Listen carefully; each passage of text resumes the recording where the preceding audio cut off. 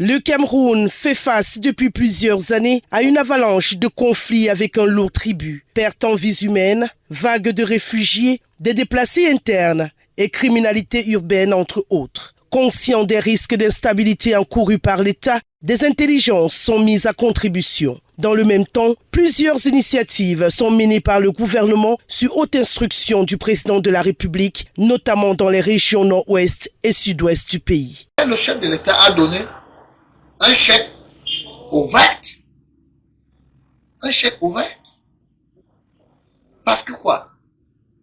Il a lancé déjà la décentralisation. Au-delà, le chef de l'État a donné plus aux régions anglophones.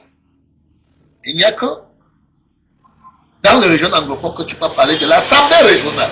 Et en plus, le statut spécial qu'il a dit, ce n'est que peu que lui-même pouvait proposer. Vous comprenez? Ce n'est que le peu que le chef de l'État pouvait proposer. Et il a dit, je donne également un statut spécial aux zones anglophones. Qu'est-ce que cela dit? C'est un chèque blanc que le chef de l'État vous a donné. Vous les anglophones?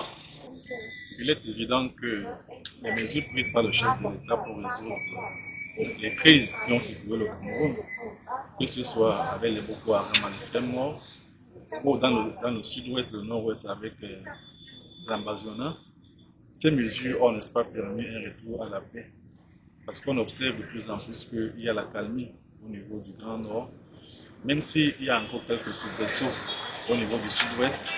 Des mesures dont l'efficacité sur le terrain reste controversée. Dans notre cas, on n'a pas encore eu le cessez-le-feu.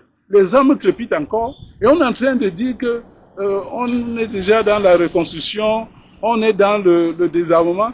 Donc en fait, ceux qui sont en première ligne et sont en train de brouiller les choses et donnent l'impression au président de la République que le problème est en train d'être résolu. Alors, dans certains départements, dans le nord-ouest et dans le sud-ouest, la guerre n'est pas encore bien maîtrisée.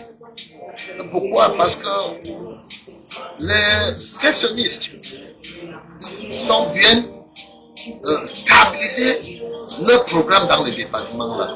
Au-delà de la remise en question des choix du chef de l'État, le politique suggère des moyens de sortie de cette crise. Il faut un nouveau dialogue.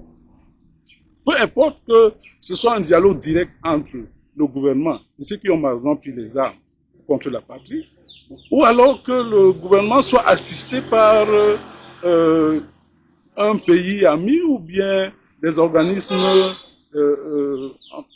souvent utilisés pour la résolution de ce type de crise.